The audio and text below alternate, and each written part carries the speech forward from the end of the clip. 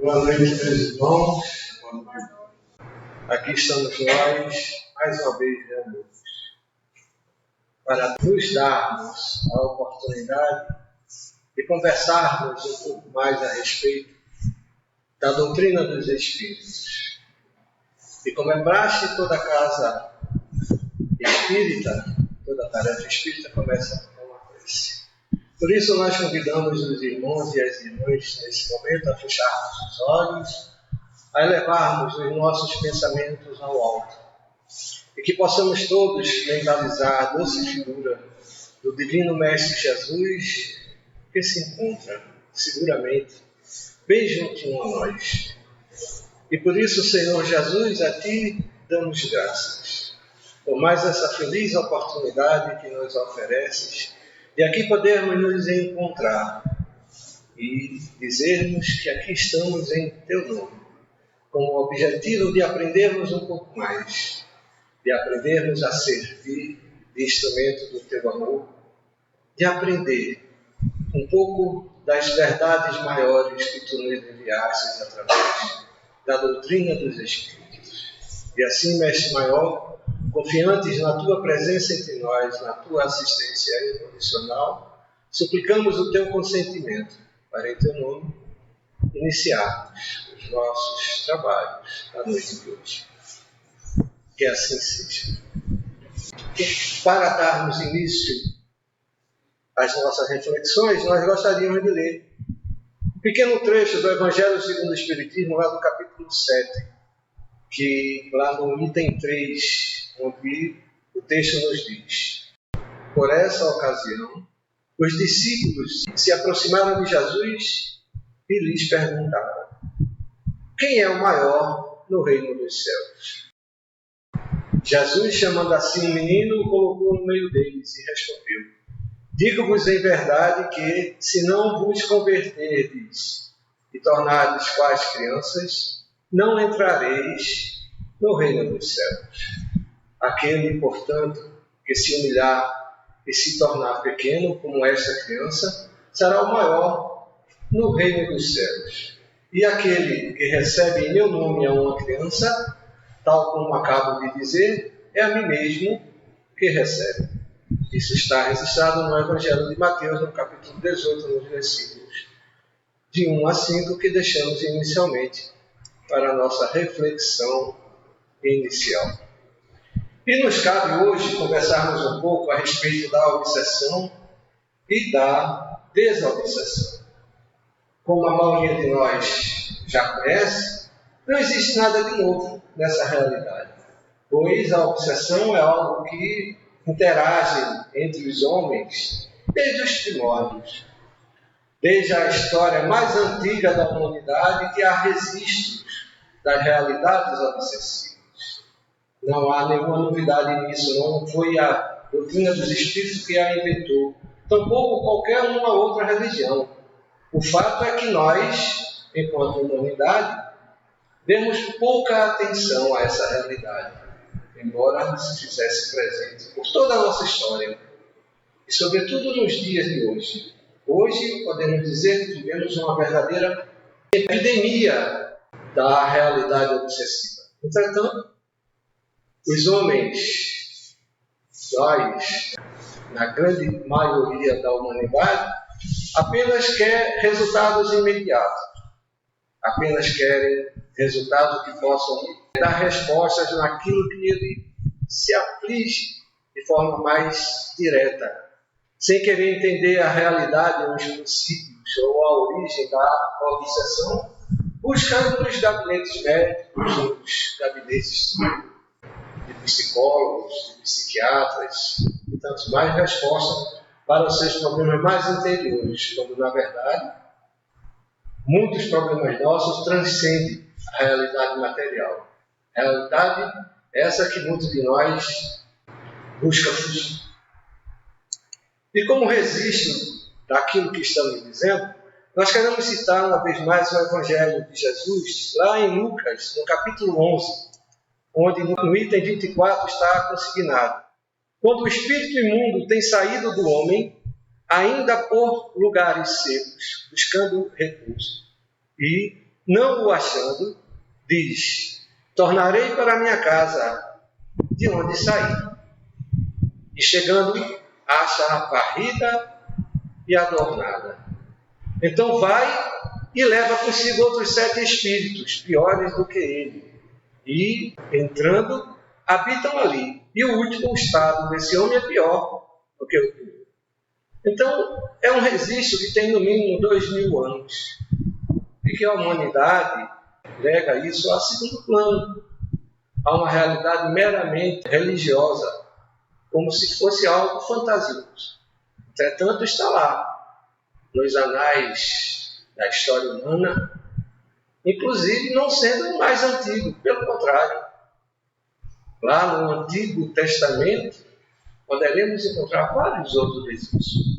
Isso nós fazemos questão de trazer sempre para mostrar que não é nenhuma novidade a realidade obsessiva, e que não foi a doutrina dos Espíritos tampouco que a inventou.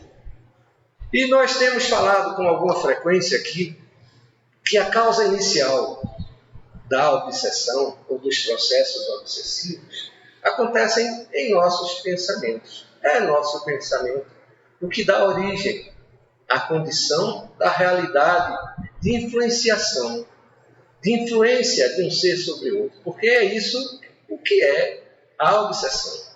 A influência perniciosa, a influência negativa, a influência inferiorizante de um ser sobre outro. A condição da participação dessa realidade só existe com o nosso consentimento. Curioso, não é? Nós temos a condição de influenciar aos outros, mas somente só os outros assim permitirem. Mas Silvio, por que existe tanta obsessão?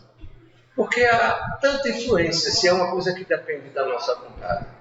Porque inconscientemente estamos nos deixando, estamos nos permitindo levar por essas influências.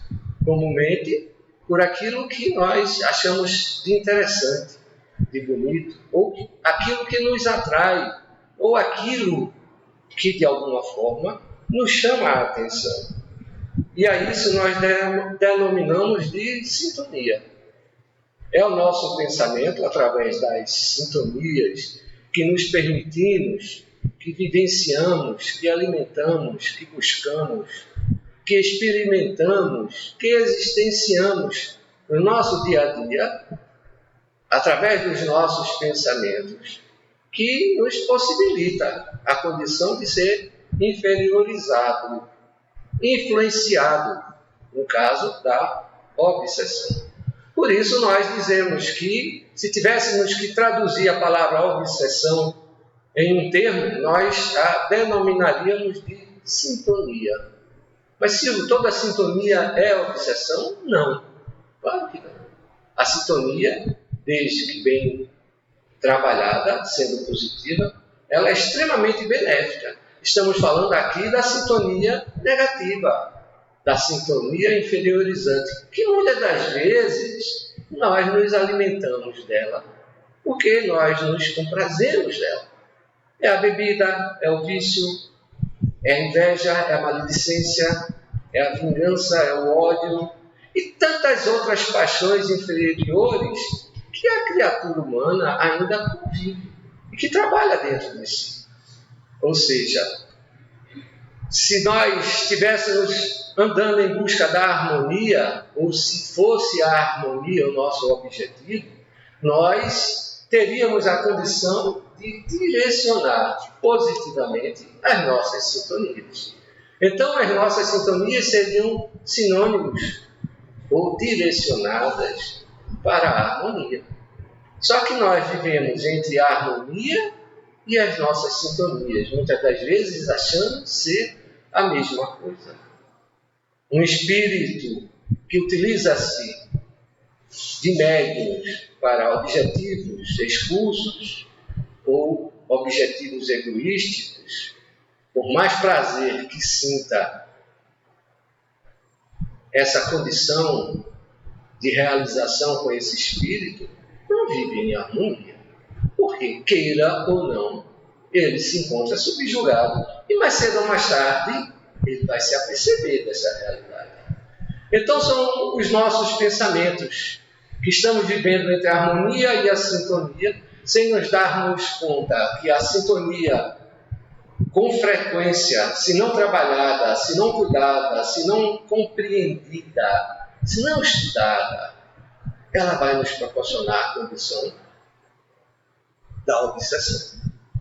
E o tratamento, que é o que nós estamos tentando fazer aqui hoje, das obsessões, só acontecerá, e somente só, se a harmonia houver no direcionamento dessas sintonias.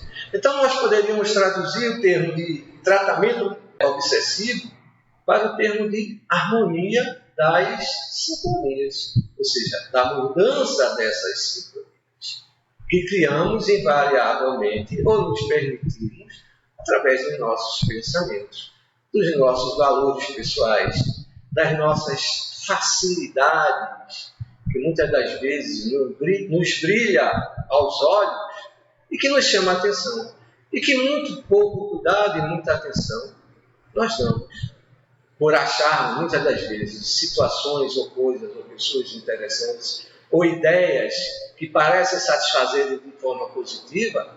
Essas ideias, se não trabalhadas, se não buscadas a serem entendidas de forma adequada, influenciam, na grande maioria das vezes, a condição da obsessão. Sim, porque a harmonia só acontece, só existe, quando existe equilíbrio. E para existir equilíbrio, há de haver discernimento, compreensão, desenvolvimento, esclarecimento. Coisa que muitas das vezes nós espíritas, estamos falando de nós, espíritas, pouco fazemos. Que é buscar entender, que é buscar compreender a doutrina espírita. Muitos de nós queremos o desenvolvimento mediúnico. Muitos de nós queremos o fenômeno mediúnico. Nós queremos muito falar da doutrina dos espíritos. Mas poucos querem estudar a doutrina dos espíritos. Mas por que isso? Se uma coisa está ligada diretamente à outra.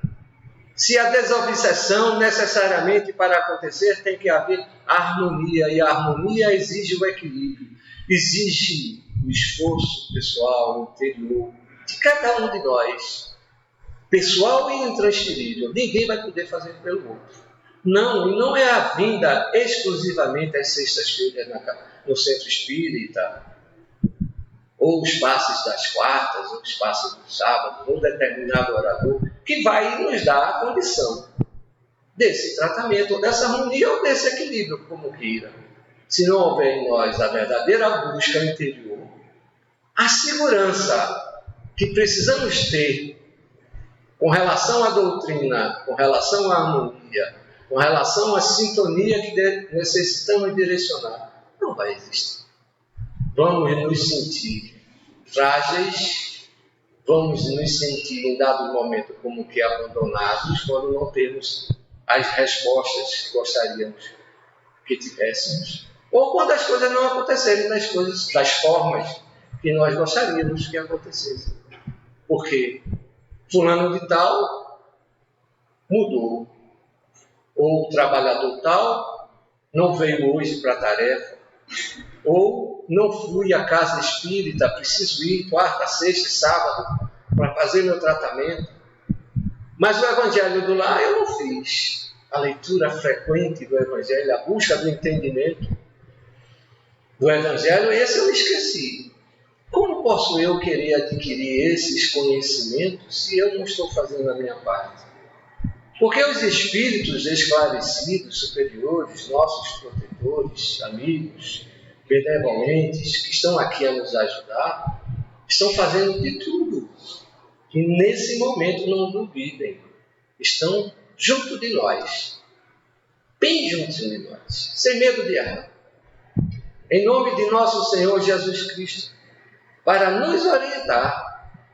Só que muitas das vezes aqui estamos pensando não no nosso protetor, mas nas problemáticas de vida que nos trouxe aqui.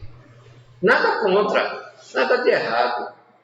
Mas é essa sintonia a qual você está se entregando. Mesmo aqui dentro da casa espírita, a sintonia que você alimenta dentro de você vai refletir na qualidade ou no tipo de espírito que vai estar sintonizado e ligado a cada um. E se nós alimentamos pêsames, dificuldades, tristezas, rancores, inveja, sinto muito. Nenhum espírito superior, esclarecido, benévolo vai alimentar, ou vai estimular, ou vai se aproximar de tais vibrações. Vai tentar nos influenciar no sentido positivo, de mudança de sentimento. Mas se nós nos alimentarmos de lástimas, de tristezas, de reclamações, de queixas, de pensamentos e sentimentos de perdas, sinto muito.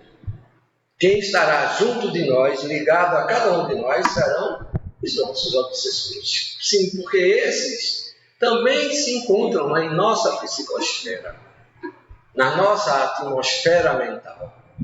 Estão os nossos protetores, mas esses muitas das vezes fazem de tudo para nos ajudar. Simplesmente não conseguem. Não porque não sejam capazes. Primeiro porque eles respeitam as nossas escolhas. O nosso livre-arbítrio de escolher até aquilo que sentimos, de escolher até aquilo que pensamos, de escolher aquilo que queremos alimentar em nossos pensamentos. E isso significa necessariamente a sintonia nossa pessoal que estamos direcionando aos nossos irmãos sofredores. Sofredores como nós. Não são nem mais nem menos. São semelhantes a nós, que estão na mesma condição vibratória. E por se encontrarem nessa condição, têm mais facilidade de se aproximar de nós. E a condição da harmonia é algo que oscila ao sabor do sentimento, que cada um é capaz de alimentar e de discernir dentro de si. A doutrina dos Espíritos nos ensina que, em nossa origem, o homem só tem instintos. E isso é um fato. Lá no princípio, os primórdios das nossas evoluções, nós fomos reagindo segundo aquilo que alimentávamos ou tínhamos como reação de nossos próprios instintos, daquilo que a nossa natureza nos sugeria a fazer. E assim nós fomos aprendendo a conhecer o meio onde vivíamos, reagindo muito mais do que agindo. E assim nós fomos alimentando em nós conceitos, hábitos, valores, mais do que nós imaginamos. Talvez alguém diga, mas se isso foi no passado, na época das cavernas, na primitividade. Hoje o homem é um homem esclarecido, ele tem a internet para informar, ele tem a condição da televisão para lhe transferir as informações necessárias, ou seja, uma série de meios de comunicação, como nunca o homem tem hoje. Triste engano, porque ainda hoje estamos reagindo conforme os homens das cavernas. Se isso é um absurdo? Não, não é. Porque essa indústria da qual nos referimos há pouco utiliza-se justamente desses hábitos e costumes que nós alimentamos em nós mesmos, até a forma de aprender, até a forma de interagir com o meio, que é a relação com o meio que vivíamos, ou que vivemos, de ver e repetir, ou seja, de reagir às condições que nos são propostas, que nos são sugeridas. E assim é a indústria da moda, por exemplo, que sugere tal coleção ou tal hábitos de vestir. Assim é a indústria alimentícia, que sugere tal formas de cozinhar, a indústria automobilística, a indústria do cigarro, a indústria da bebida, só sugerindo hábitos e costumes, casamentos maravilhosos, lugares belíssimos, situações extraordinárias. E nós, qual homens da caverna, para interagir com o nosso meio, estamos repetindo. Antes, por uma necessidade de sobrevivência. Hoje, por uma condição habituada, adquirida na época das cavernas. É isso que nós estamos fazendo. É assim que a relação obsessiva acontece e não nos damos conta. O nosso obsessor, o nosso irmão, com o qual nos afinizamos, chega juntinho de nós e sugere uma ideia para nós realizarmos. Aí vem o nosso protetor, que conhece a realidade nossa, e sugere que se faça uma prece. E nem sempre estamos com paciência para fazer uma prece, porque a nossa condição vibratória está oscilando muito mais próximo do nosso irmão obsessor. Acatamos a ideia obsessiva, a ideia do medo, a ideia da fragilidade, a ideia da submissão, a ideia do receio, da dúvida, e de tudo que possa abrir espaço para a nossa condição se tornar inferiorizante. Nós somos obsessores de nós mesmos, na medida que nós nos permitimos sermos inferiorizados. Quando acatamos essa sugestão, aliás, já aprendemos que nenhuma obsessão acontece sem antes nós permitirmos. E o processo começa assim. Pela forma que reagimos ao meio em que vivemos, pela forma que queremos realização das coisas que objetivamos. Sim, porque, igual ao homem das cavernas, estamos com o propósito da conquista da matéria, daquilo que nos vai dar a sobrevivência. E hoje, um pouco mais sofisticado, são os títulos sociais, o status, as conquistas que eventualmente possamos realizar profissionalmente ou socialmente, e tantas outras mais. E a doutrina dos Espíritos nos ensina que quanto mais avançado e corrompido, só temos sensações. E é essas sensações que aparentemente nos dá prazer, que aparentemente nos sugere uma condição de harmonia, mas que não passa de mera sintonia, é que vamos nos alimentando cada vez mais dela. As sensações inferiorizantes que dantes serviu como estímulo para caminhar na jornada evolutiva, hoje serve com a devida imprudência, com a devida incúria pessoal, de si para consigo mesmo e para o meio onde vive, das suas sensações interiores, da satisfação mais egoística de realizações pessoais. E continua a doutrina dos Espíritos nos instruindo, dizendo que quando instruído e depurado nós temos sentimentos. Só que, esse é o grande detalhe, demoramos muito. E quando começamos a desbotar em nós os primeiros sinais de sentimento, esse sentimento vem todo carregado de um nível de sensações tão materializantes, tão egoísticas, que o homem não consegue separar o que é sensação e o que é sentimento. E continua se alimentando das sensações. E é isso que nós estamos vivenciando hoje.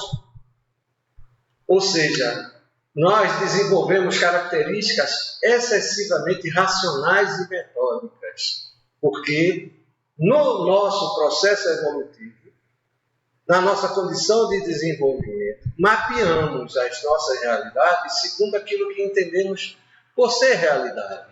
Ou seja, nós já aprendemos que o plano cartesiano nos leva a conhecer a realidade essencial de sobrevivência.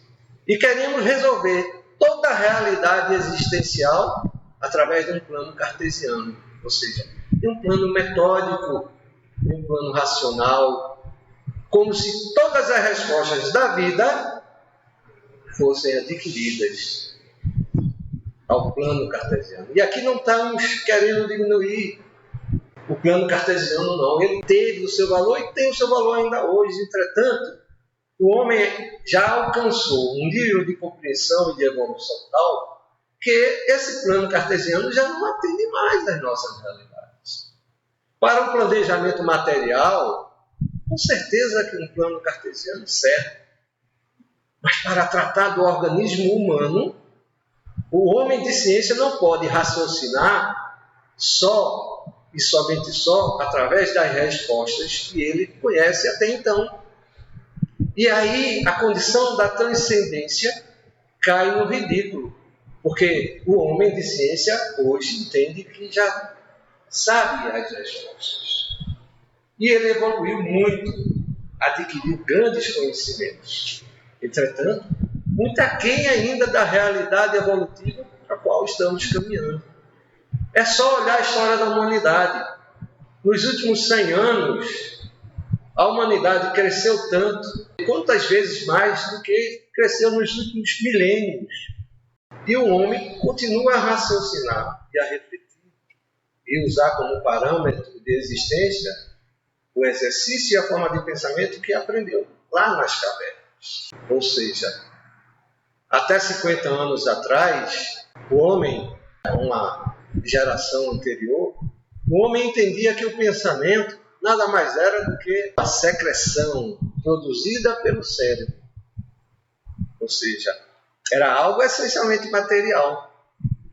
Até 50 anos atrás, mais ou menos, aproximadamente, o entendimento científico sobre o pensamento predominante era que o pensamento humano era algo produzido e consequência do trabalho exercido pelo cérebro. Não mais que isso. Embora há mais de 250 anos, o Espiritismo já venha dizer que o pensamento é o laço que une ou nos une aos espíritos. Mas o pensamento cartesiano não permite que fora da matéria exista qualquer coisa além do que fantasia, além do que o inexistente. Então o espírito não existe. Existe ou não existe o espírito? Alguns homens de ciência já começam a admitir essa existência. Graças a Deus. E assim vamos construindo nossos caminhos. Quais crianças? Pois é isso que nós somos. E que ainda a nossa vã filosofia, nossa vã pretensão, não consegue se dar conta que existe mais coisas entre o céu e a terra do que nós possamos imaginar. E a espiritualidade sabe disso. E cuida de nós, como nós cuidamos das nossas crianças. Nós sabemos que as nossas crianças, muitas das vezes, por mais precipitadas, ou por mais destrambelhadas, ou por mais erros que venham a cometer, nós sabemos que é devido ao seu estágio de evolução que se encontra, que um dia ele crescerá e se tornará um homem esclarecido, capaz de dominar suas ações, seus pensamentos e suas ideias. E é assim que a espiritualidade superior nos vê, com as crianças. Crianças espirituais que hoje, na idade da infância, estamos lidando com os nossos brinquedos. Com a criancinha que pega um carrinho, uma bola, uma boneca e vai brincar. Estamos lidando com a nossa materialidade de forma semelhante, guardando as devidas proporções. É assim que a espiritualidade superior nos vê. Sabem que um dia despertaremos para essa realidade. Sabe que um dia entenderemos a realidade maior. Mas que essa conquista necessariamente ou acontecerá pelos nossos passos ou simplesmente não vai acontecer. Porque estamos falando da condição evolutiva pessoal, que é intransferível e inalienável. Ou cada um de nós realiza, ou simplesmente ela não acontecerá. Outro dia um espírito amigo me perguntou: meu filho, você sabe por que é que o planeta é um planeta de expiação e prova? Eu disse: meu irmão, como o próprio nome sugere, é um planeta de expiação e ele não me deixou concluir a frase. Expiação e provas, mas para que vocês possam refletir a volta de vocês para cá. Vocês estão esquecendo disso. Porque todos vão voltar um dia. E é necessário que você compreenda as suas expiações, consiga vencer suas provas, mas que você necessita realizar as suas reflexões em cima de valores para o destino ao qual todos, invariavelmente, estão destinados. Porque, do contrário, vamos estar alimentando e influenciando a cada um de nós, segundo ideias materializantes, segundo ideias materiais, buscando respostas, até indo para a casa espírita, mas como fazíamos antes, na Idade Média, indo para a igreja, fazer a prece dominical, participar do culto, e por aí vai. Muitos de nós já começam por esse caminho, achando que as respostas estão na simples frequência da casa espírita. Por isso, muitos de nós às vezes se sentem frágil, sem entender por quê. Por que, meu Deus? Eu tenho ido para a casa espírita, tenho trabalhado, tenho feito trabalho de sopa, tenho feito campanha do quilo e tenho feito tantas coisas. E outro espírito amigo, outro dia, chegou para mim e disse: meu irmãozinho, procure fazer uma reflexão profunda sobre o capítulo 17 do Evangelho segundo o Espiritismo. Faça isso, você está precisando. Eu fiquei curioso, eu já li o Evangelho já algumas vezes, né? Eu acho que a maioria de nós já deve ter lido. Mas o capítulo 17 eu não lembrava qual é, e assim que eu fui olhar ver o título do livro, desse capítulo. E estava lá, na essência do capítulo, Jesus nos ensina, ou nos orienta a sermos perfeitos, como é perfeito o nosso Pai. Aí de cara veio um pensamento de: meu Deus, não é possível, ele é perfeito como Deus nunca. Mas aí eu fui adentrar nesse capítulo, nas informações e orientações dos Espíritos, para entender as nuances que o irmão estava querendo que eu buscasse entender. E vi de cara, logo, as respostas que ele queria me dar. E que eu talvez não conseguisse ouvir deles. As respostas das minhas dificuldades, das minhas obsessões, das minhas inferioridades, das situações que eu não estava encontrando respostas, das coisas que eu precisava fazer e que não estava fazendo, acreditando que estava fazendo. Ou seja, todos nós, sem exceção, precisamos fazer uma reflexão profunda a respeito desse capítulo. Sobretudo nós que estamos em tratamento espiritual, para entendermos que o mundo material que existe, ele é nosso, mas ele é temporário. Que nós estamos aqui com um objetivo maior, que o nosso propósito aqui é de realização que transcende a materialidade. Que quando Jesus nos sugere a sermos perfeitos como Deus é sugerindo que nós façamos o melhor de nós, em detrimento de nós mesmos. Só que nós imaginamos, na grande maioria das vezes, e é por isso que vivemos as nossas obsessões, porque atraímos uma manada de irmãos espirituais semelhantes aos nossos sofrimentos que se ligam a nós, estamos cuidando essencialmente daquilo que nos liga, daquilo que nos mantém ligado à materialidade. Mas se não é importante a materialidade, sem sombra de dúvida. Não estamos aqui querendo sugerir a ninguém dar menos valor à materialidade. Pelo contrário, a sugestão é dar o devido valor, não o valor excessivo. E é isso que nós fazemos na grande maioria das vezes. E o pior, querendo viver a doutrina dos Espíritos, que é dos Espíritos, como se dos homens fossem. Imaginem, há irmãos nossos, nomes de relevância no movimento espírita nosso, negando essencialmente. Não porque o espiritismo não é religião. Não é religião.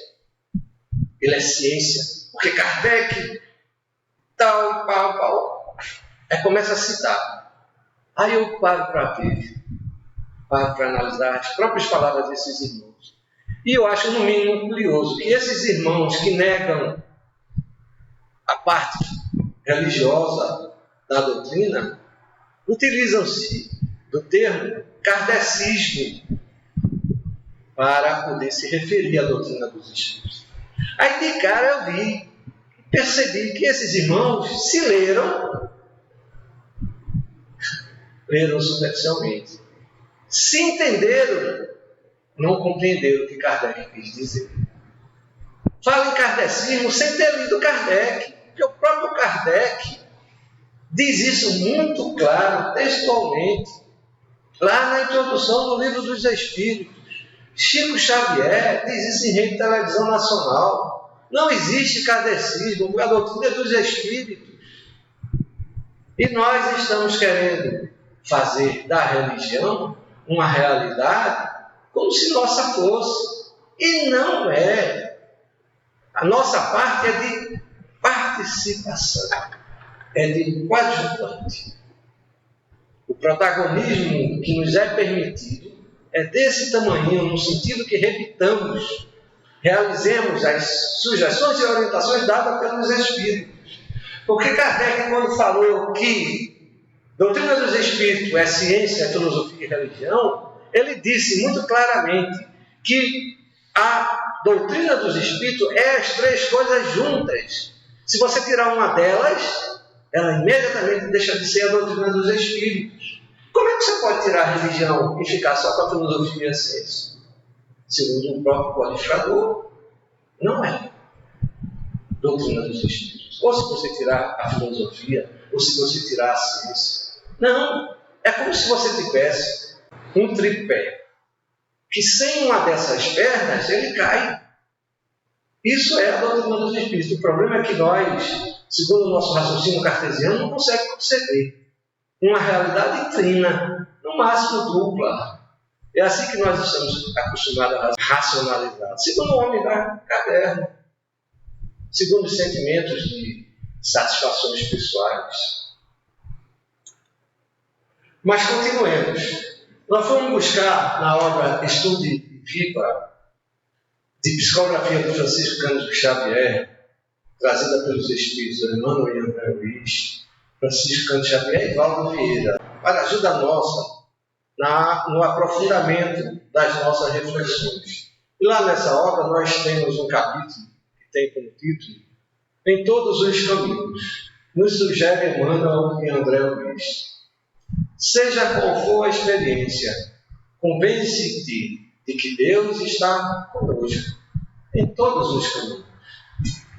Ou seja, nós precisamos compreender que Deus está conosco em todas as situações, em todos os momentos de vida, por menos que compreendamos, por maior que seja o sofrimento, por maior que seja a angústia. Essa é a dificuldade humana, de aceitar essa realidade.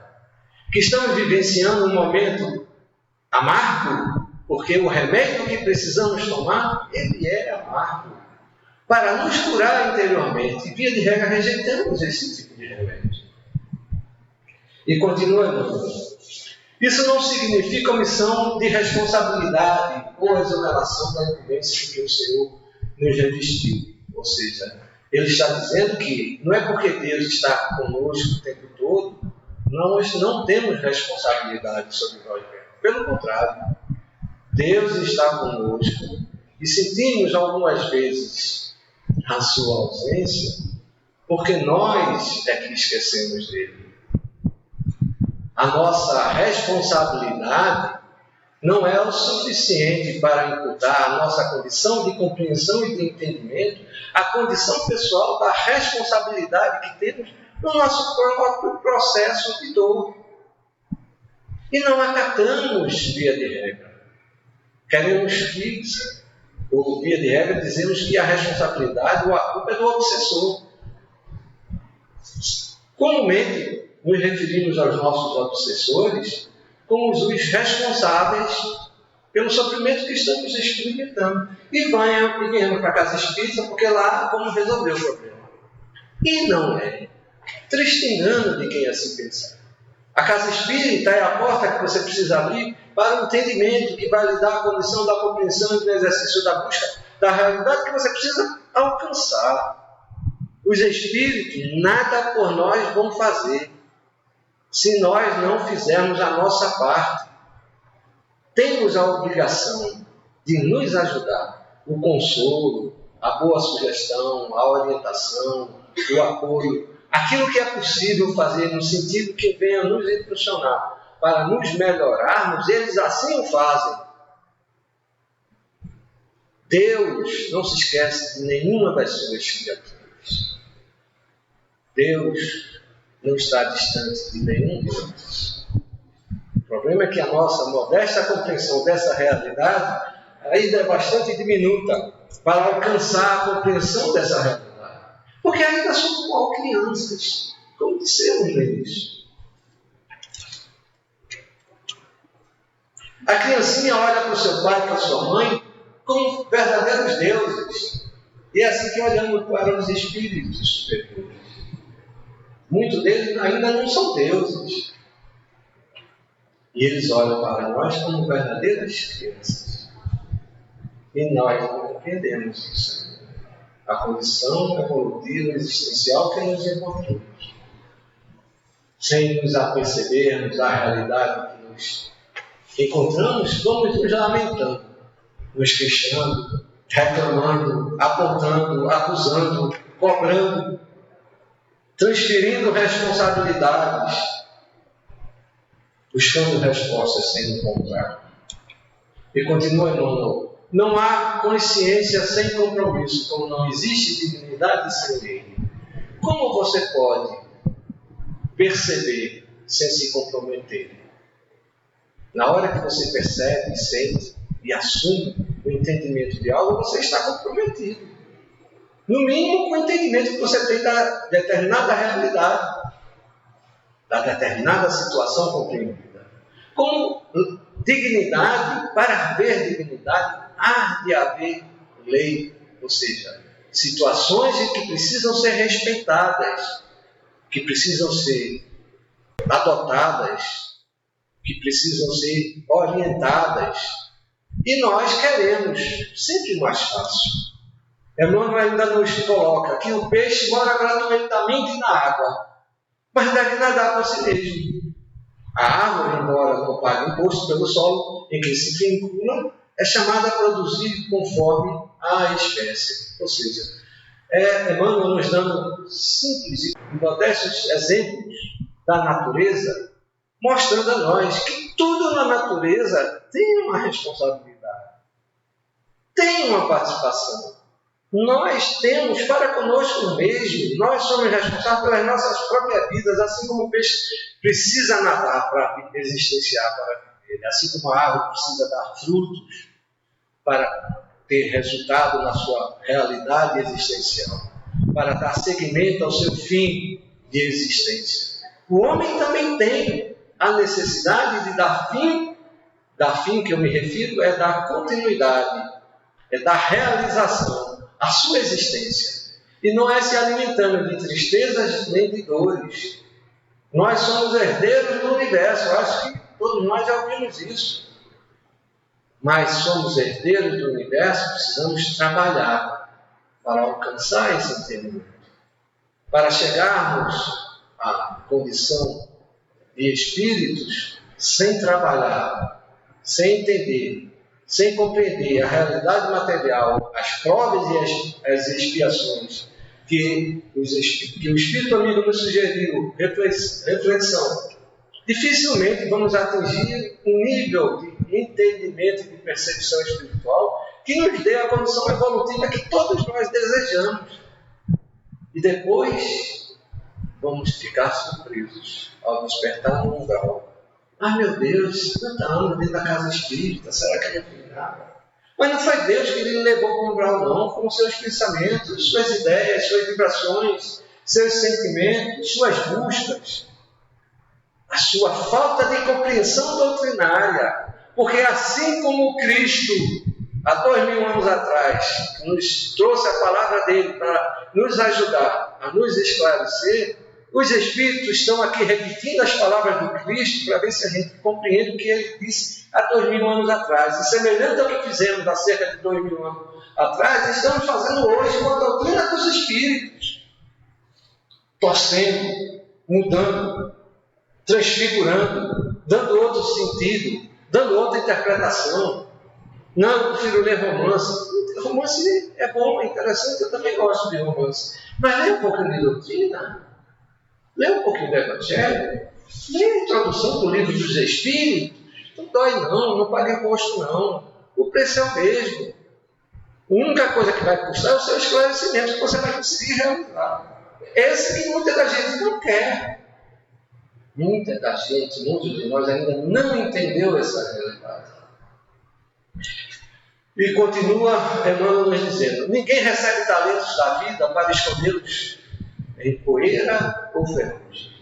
Todos nós, sem exceção, temos algum talento, ou alguns mais privilegiados do que outros, mas nenhum de nós tem um talento que não mereça, tem um talento que não seja capaz de lidar. E se uns têm mais do que os outros, é porque, no mínimo, tem mais responsabilidades e mais procuraram realizações para as suas vidas.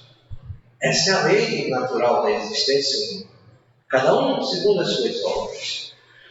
Nas sextas, diz Emmanuel, para realizar o melhor, por isso é possível que te defrontes com embaraços naturais ao próprio burilamento, qual criança que se estafa compreensivamente nos exercícios da escola. Aí é a espiritualidade através do mundo, mais uma vez lembrando que nós somos pais crianças. Só que a criança do nosso estágio tem suas justificativas, porque cansou de estudar lá na escolinha, cansou de aprender. O seu raciocínio, ainda em evolução, não admite a possibilidade de compreensão de determinados ensinamentos. Nós, por nossa vez, preferimos, muitas das vezes, achar que a espiritualidade é coisa que não existe. Muito. Que é fantasia. Ou que não é bem assim. Não, porque eu preciso ver para que qual é o momento. E nós esquecemos que nós estamos aqui para fazer o melhor que nós podemos fazer. Não necessariamente em benefício dos outros, mas em benefício de si próprio, porque esquecemos. E quando fazemos o bem para o próximo, é a nós, em primeira instância, que estamos fazendo.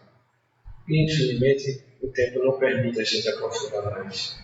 Tentando concluir essa parte do livro, Emmanuel nos diz: a criança atravessa as provas do aprendizado sobre a cobertura da educação que transparece do professor. Desempenhamos as nossas funções com o apoio de Deus. Sem Deus, não seríamos capazes de nada. Deus se manifesta e se apresenta e nos ajuda e nos orienta e realiza a vida através dos Espíritos, e esses estão junto de nós. Mas como o peixe que precisa nadar, a árvore que precisa dar frutos para justificar a existência, nós temos o nosso papel. E por mais justo que sejam as nossas lamentações, as nossas queixas, elas não vão mudar essa realidade. Chorar é humano, faz parte dessa realidade. Chore, meu irmão, porque você está descarregando uma carga energética negativa. Mas depois levante a cabeça e siga em frente. Se você não pode fazer o que gostaria de fazer, faça uma parte. Faça o melhor, como sugere Emmanuel. Infelizmente, o tempo é chegado, não é possível mais a gente continuar nessa temática. Em outra oportunidade, nós continuaremos abordando as orientações de Emmanuel e André Luiz e da espiritualidade amiga que nos vem nos ajudar. Muito bem. Alguém quer perguntar alguma coisa? Então, como no início, vamos fechar os nossos olhos, elevarmos os nossos pensamentos ao alto e agradecer. Graças te damos, Senhor Jesus, por mais essa feliz oportunidade que nos oferecestes na noite de hoje. Graças te damos, amigo maior, pela certeza que nos proporcionas, através dos ensinamentos de luz que nos envia, através dos teus mensageiros de paz, amigos incondicionais que, em teu nome, estão junto de nós, a nos inspirar, a nos amar. Ajuda-nos uma vez mais, amigo maior. Amplia nossas mentes, nossos corações, para que em razão e emoção possamos compreender a verdade que Jesus Cristo nos trouxe através dos seus evangelhos. Que assim seja. Muita paz para todos.